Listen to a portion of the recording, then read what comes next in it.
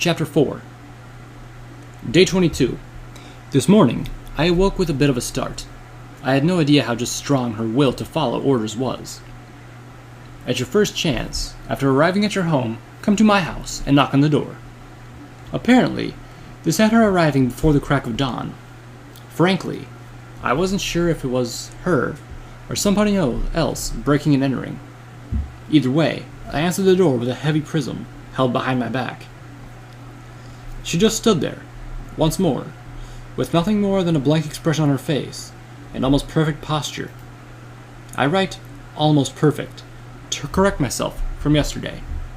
In fact, I would say this is almost perfect mind control. Perfection is impossible in most scenarios.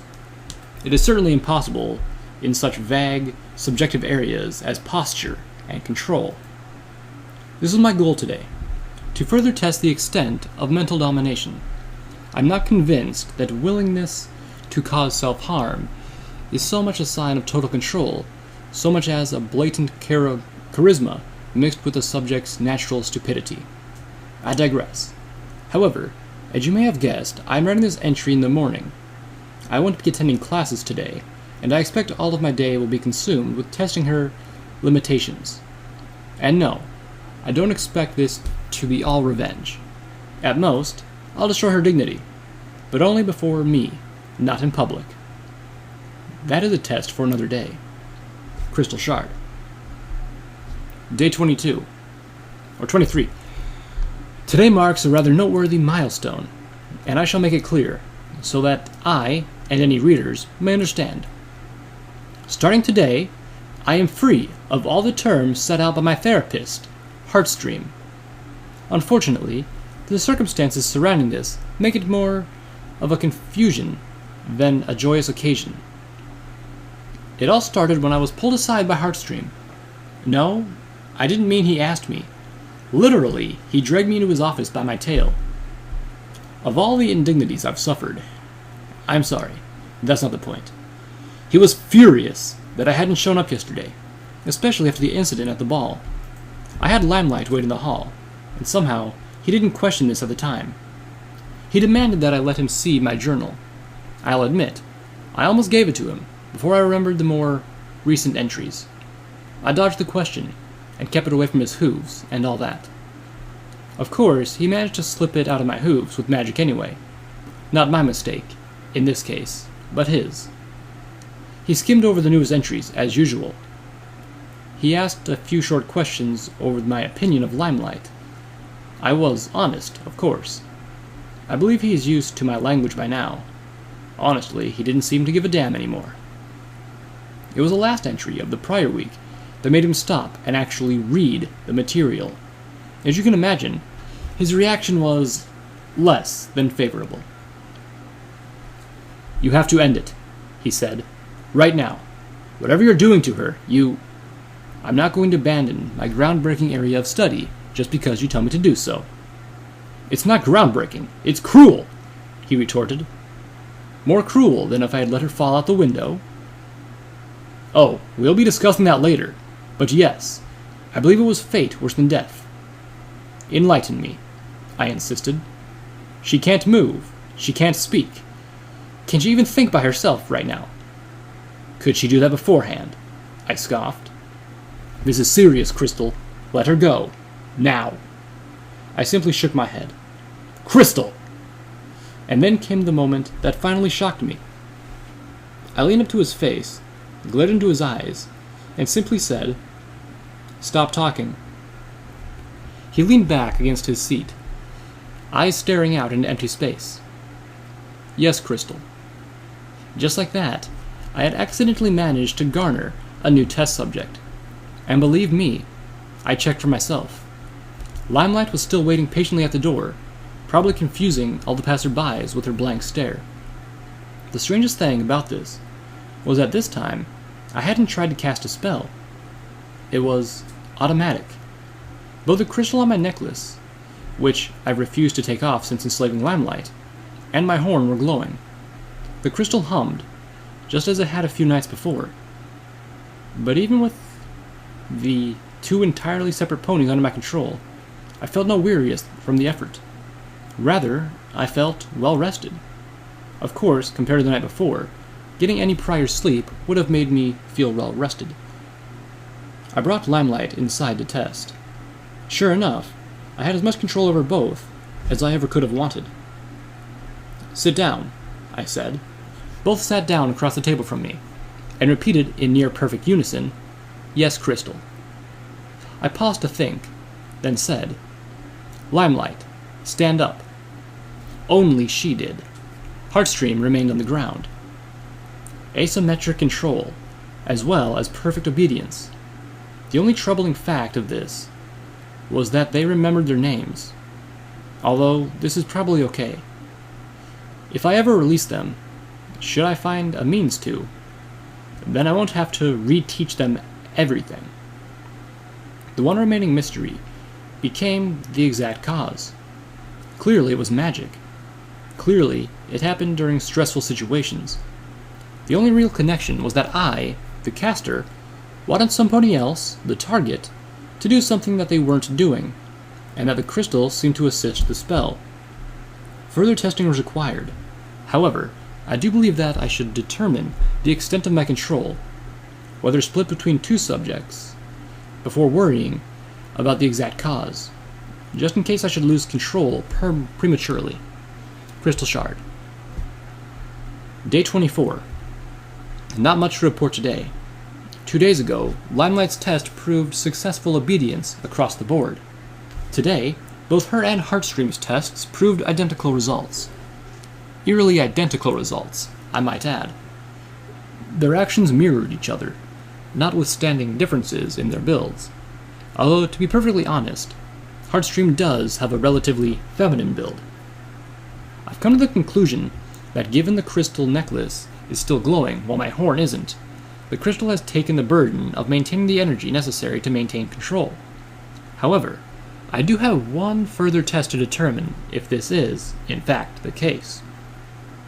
It is late tonight as I write this. The new test will have to wait until morning. Oh, and some of the staff from the university have started asking around about the two. I'll be staying on leave and hiding the two until I'm ready to come forward with my discoveries, as I'm sure the professors couldn't possibly appreciate the breakthroughs as much as a fresh mind. Or they might just take credit in some manner. Either way, I must keep this hidden. Crystal Shard. Day 25. The new test has proven results I would never have predicted in eons. This is good news that I am reporting. Very, very good news. I was a little wary at first. I tested my personal crystal's resonance this morning by determining the relative strength increase on my telekinetic magic. Assuming that me and Heartstream had approximately the same mental strength, unaided by high emotions or resonance, I directed him to lift a prism across the room, then place it back. I've learned through observation that no time is spared in completing objectives that the thralls have been given, and this was no exception. Total time to complete the task, approximately 12 seconds. I moved myself into the same location and attempted to repeat the results. The prism ended up flying towards us. In a panic, I released it in mid-flight. I should have instructed one of them to catch it, but instead, it slammed into Heartstream's chest. He barely recoiled from the blow. To be safe, I instructed him to replace the prism, rather than doing it myself. This time, I anticipated the speed. I had to react slightly faster than I believe I should have, but I managed to slow the prism down before it hit any pony on the second attempt. Total time for me to complete the task, approximately 3 seconds. Tenfold may have been an exaggeration before, but I can't be sure. There exists no proper unit of measurement for magical strength, and I doubt that if it did exist, it would have a direct relationship to speed of telekinesis. In any event, this left me with 2 potential hypotheses for the test I had already planned on conducting today. Neither were proven correct. The original idea was that I could similarly attach crystals to the other subjects in order to transfer the burden of their maintaining control over them to a more obvious and less stressed source. After today, I had an alternative hypothesis. Given subjects their own crystals would amplify their magical abilities, which they clearly still had full use of, to similar states of my own. The only difference would be that they could more easily manage the difference in power without worrying of self-harm. So I once again used extra cord in fashioning a necklace with a crystal. Just to be on the safe side, I picked a smaller one than my own. I gave the necklace to Heartstream, then instructed him to perform the prism lifting test from before. Total time to complete the task, approximately 11 seconds, optimistically. I was puzzled. I had him repeat the test with and without the crystal, at least 7 times. Every time, he had no real improvement due to the crystal. At first, I thought it might have been due to an improper spark to light the crystal. But then I tried to lift the crystal off his neck. It shot upwards, scraping his jaw sharply, and almost smashed into the ceiling. I carefully replaced it. The crystal was glowing cool blue. Of course, I performed the prism lifting myself a few times more. Total time on average to complete the task, approximately 1 second. Multi-resonance, just like in the dome on the night of the ball. Of course, it only made sense. I blame being overwhelmed by all this discovery of late for my stupidity in missing this simple answer. And yes, I have since applied the crystal to Limelight as well. So long as I may control this additional reserve of power, there is no use in not making use of it. Crystal Shard. P.S. Today's visiting royal guards were morons. I swear, I didn't even have to say, "No, I haven't seen them," with a straight face, for them to take my word. Day 26. I don't know if it has to do with the increased capacity or not, but I've proven that 2 is far from my limit. I'm now up to 4 ponies under my control, and I don't notice any mental strain on my behalf. I decided to experiment in the field today, and by field, I of course mean any social setting, not a grassy plain with flowers. In this case, the university. Risky, yes, but I managed to keep enough distance between me, Limelight, and Heartstream to avoid suspicion, combined with an order to act natural, yet busy. No pony had a fucking clue, as they just got passed off as somebody else's problem by the 2. It'd almost be hilarious if not for the glory of this discovery. First, the moment that left me in utter disbelief. I thought Limelight was a moron. I was mistaken. Her friends were, and are, morons.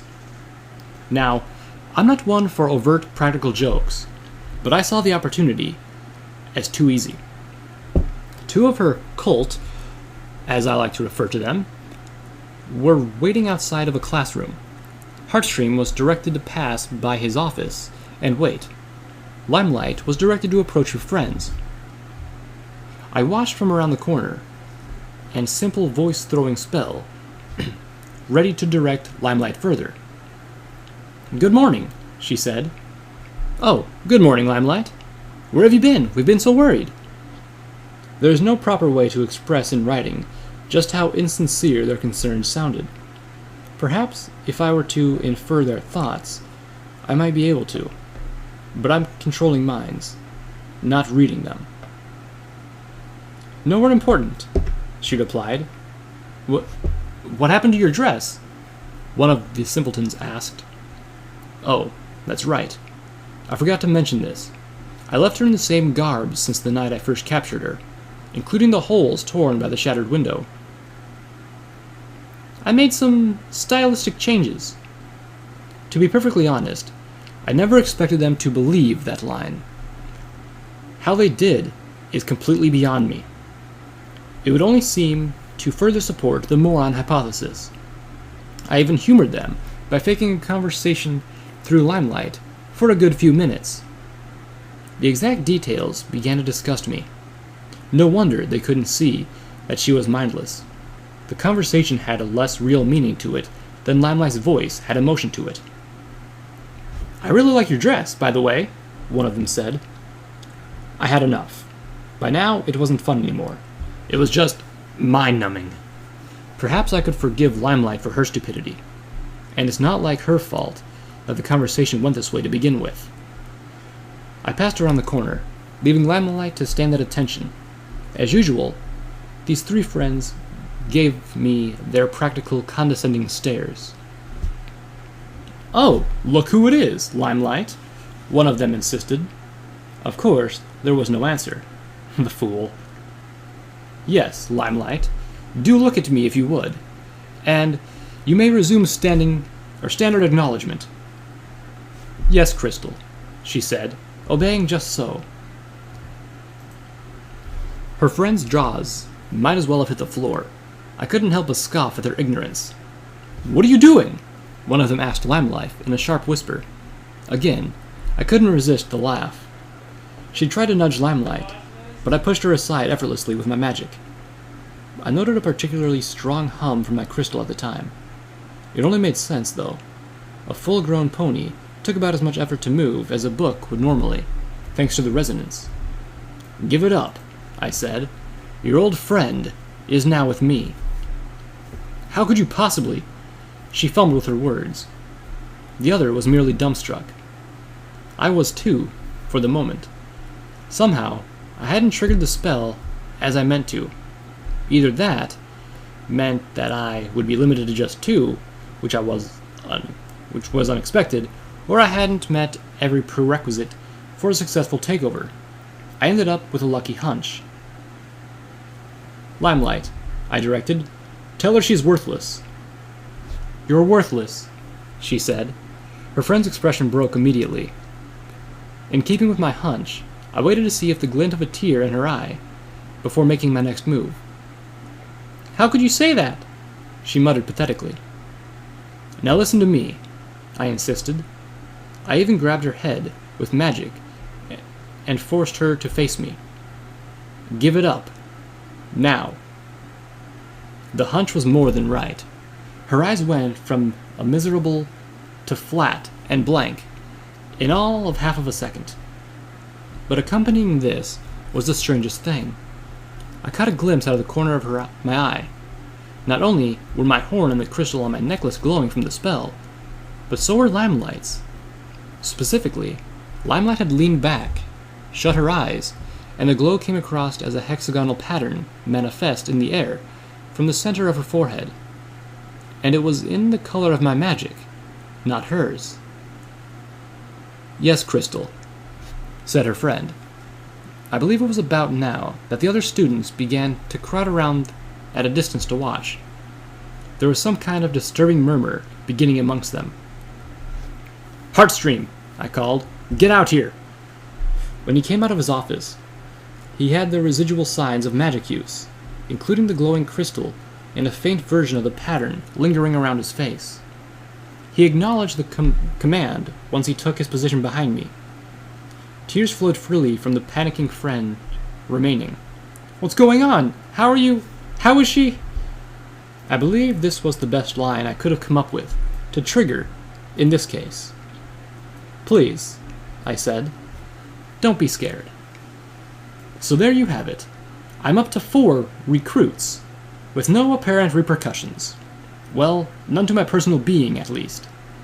After the crowd screamed and dispersed, university officials personally escorted me and my victims off the grounds in a hurry. And by escorted, I mean physically thrown out, along with a desperately toned and phrased informal expulsion with threat of arrest by the royal guard. I'm not sure if that actually counts as real expulsion or not, or if that applies to those I have under my control. They might have actually said something about releasing them, come to think of it. Either way, I'm pretty sure I could find a way to teleport myself, or any of the others, inside, should I need to. Plenty of energy to go around, between a 5 crystal resonance pattern.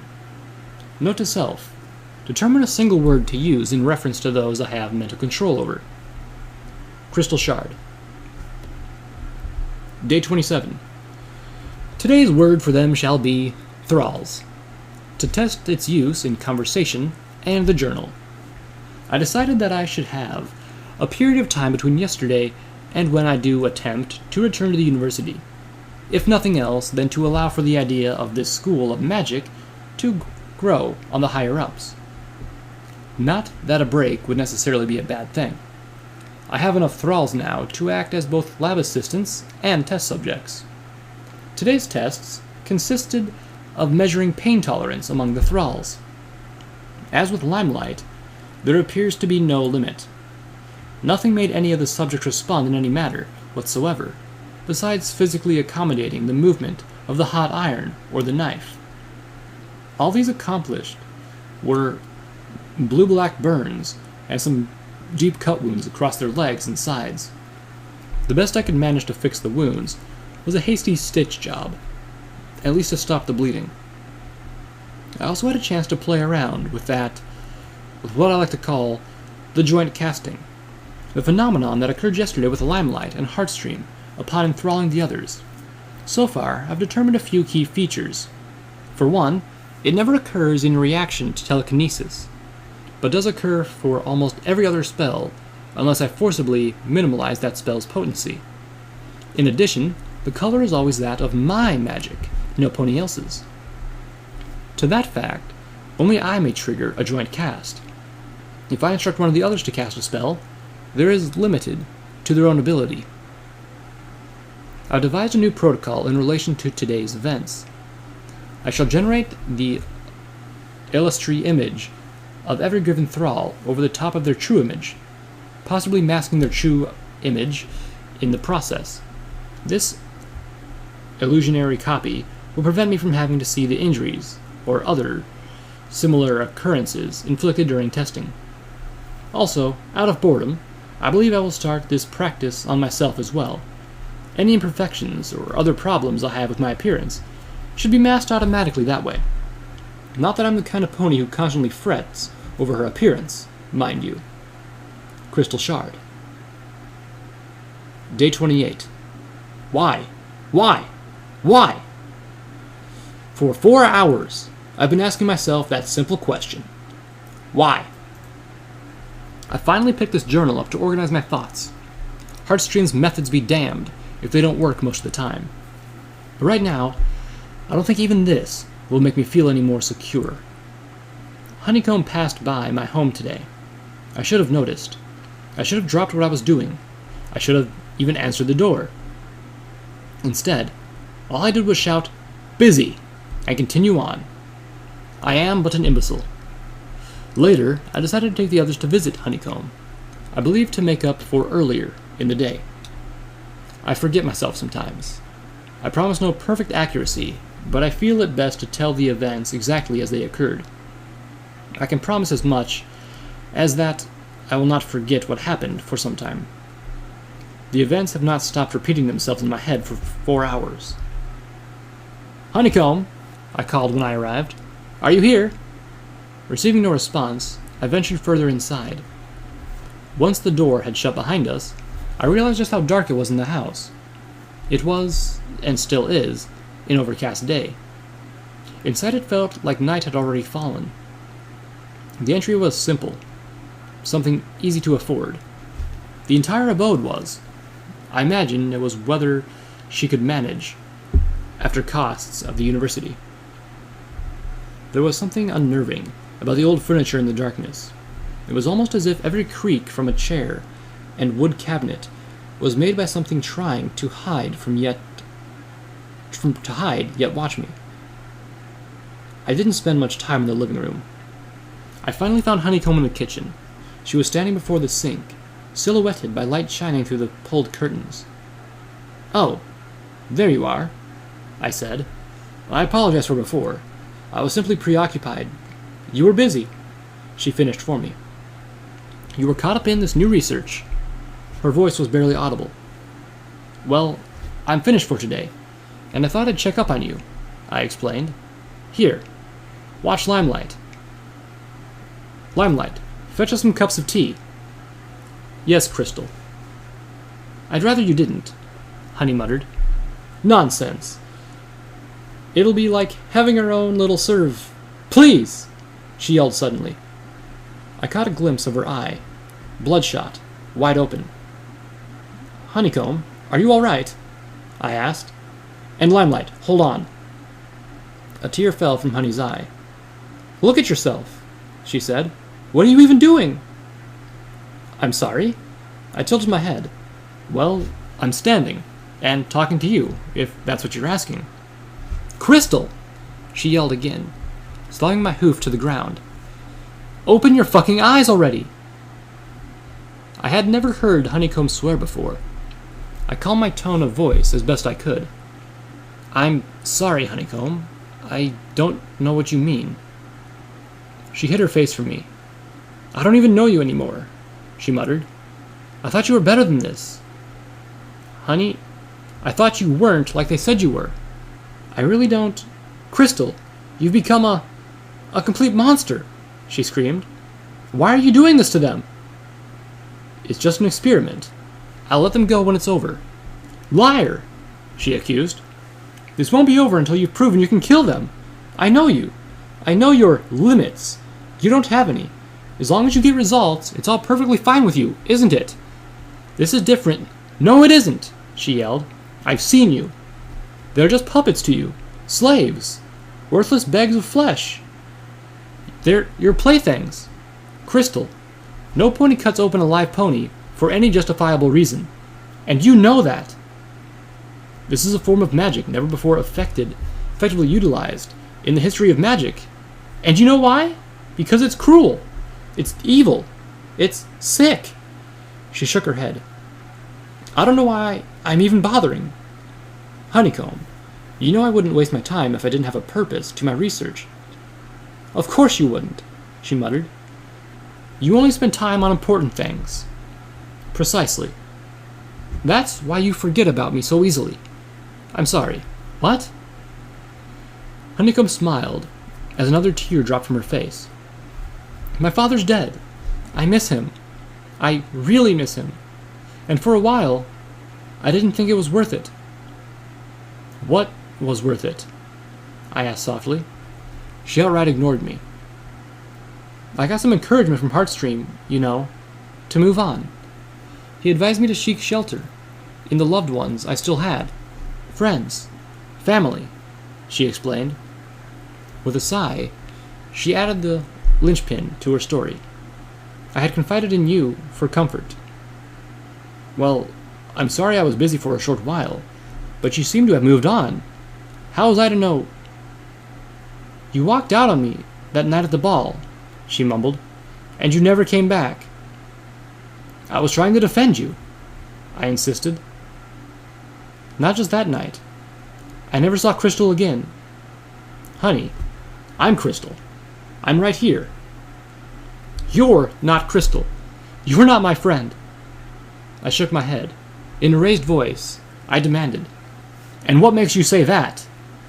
"You're not the same," she muttered. "You're hurting these ponies, and you won't stop." She shut her eyes and sighed. Suddenly, her eyes snapped open again. She yelled, "You took away the only comfort I had left." "Honey, Enough!" she screamed. She buckled over, sobbing. "I'm done. I know I won't be able to reason with you." "What is there to reason with? You're clearly overreacting." "I'm alone," she muttered between tears, "and I'm scared." And finally, I saw the knife. A butcher's cleaver, hovering by way of her magic, and Honey had held it up to her throat. "Honeycomb, wait, I'm sorry. I blurted out everything I could think of at once. "Goodbye, Crystal," she said flatly. "Or whatever monster you are now." I tried to stop it. I truly did. I will never stop telling myself that. But I forgot my magic in the moment. I forgot about the crystals. I forgot about my victims. I forgot common fucking sense. My hoof slammed to the counter just as the knife whisked by. Her blood splattered across my face. Some even hit me in the eye. It didn't keep the sight from being as vivid as it remains now. I could see through the blood. The splashed muscles flailing within her neck as she gurgled and choked on the spit, blood, and probably vomit. Her eyes rolled back, while more tears gushed out. I was frozen. There was absolutely nothing I could do but watch. Watch as my best friend succeeded in ending her own life. All because of me. I collapsed and started crying uncontrollably. For the record, I haven't stopped yet. I held on to her as she collapsed, her blood running over me, mixed with my tears. It must have looked like a red river running into a pool on the floor. I buckled over her and shut my eyes, trying to fight the tears. There was a part of me that wanted to grab the knife and join her, but again, I forgot my magic. "No!" I choked out. I heard the faint voice behind me. "What? Where?" Limelight muttered. My eyes widened. Control had been broken. The spell was gone. I was losing them. I had no choice but to act quickly. Rashly. "No!" I screamed, and whipped around to face her. The hum that accompanied the scream was nothing short of the most unnatural noise ever to cross my ears. Just from that, I felt a migraine as it started. I'm not sure why, but I may have even triggered a nosebleed in the action. Either way, what happened next dwarfed all before it in my memory. Limelight coughed once, then a second time, spitting up blood onto the floor. She looked at her stomach, then me. I realized my horn was glowing, as well as both our crystals. She screamed, and she didn't stop. She coughed up another splatter of blood, then fell to the floor. Blood began to run out of her eye sockets. Blood mixed with tears. Likely, as seems to be the theme of the day. Soon, from her nose and ears too, the blood started to give off steam. Her right eye rolled back into her head, then quite literally melted into a shivering bloody blob. I imagine it had the consistency of an egg prepared for breakfast. She convulsed to the floor as she entered shock. Her mouth fell open, releasing a cloud of steam and another stream of blood. The final straw was when her second eye rolled out of her head and melted on the floor. I leaned at the counter and vomited profusely into the sink. I dared another glance at Limelight. Her body was shriveled up into a pale mass. Her coat was simply dropped off of her in places. She looked more like a wilted skeleton than a pony anymore, laying in a 4-foot diameter puddle of blood, hair, and flesh. The rest didn't matter so much in detail. I left Limelight's corpse in the house. Honeycomb, on the other hoof, I could never leave. But I hadn't spoken a word since. Please take Honeycomb's body home with us. Why? She is on heavy refrigeration at the moment. As best I could manage, at least. It involves a sealed area and magically chilled prisms. I don't feel like explaining the details, and I shut her eyes and clean off her coat, of course. I have much to talk about. Everything she said. What happened to Limelight? What to do about Honeycomb from here? If I am already a monster, I should have no reservations, and I owe it to her. She deserves much better than this. I need this journal more now than ever. My brain is losing its grip. Overwhelmed by emotions, I can barely stand it. Tomorrow, I will explain new policies. Tonight, I must try to stop crying so that I may sleep, whether I deserve it or not. Why? C.